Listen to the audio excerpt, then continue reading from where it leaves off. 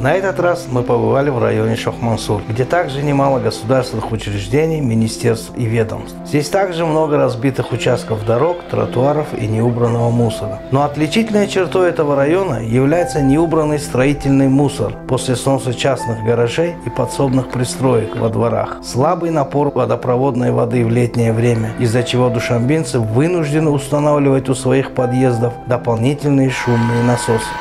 В летний период вода не поднимается, но для этого мы поставили насос.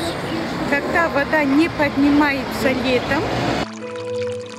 По словам жителей района, городские коммунальные службы требуют постоянной экономии воды, но вместе с тем сами не обращают внимания на уходящую в никуда уже который год питьевую воду на территории парка «Железнодорожник».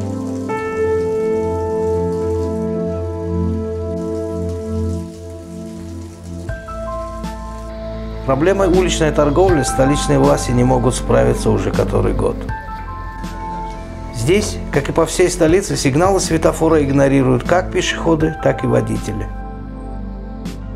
На пересечении проспекта Рудаки и улицы Назаршоева, прямо под вывеской о размещении стоянок такси в направлении Нурека на 7-м километре, прохожим надоедают зазывалы с предложением поездки.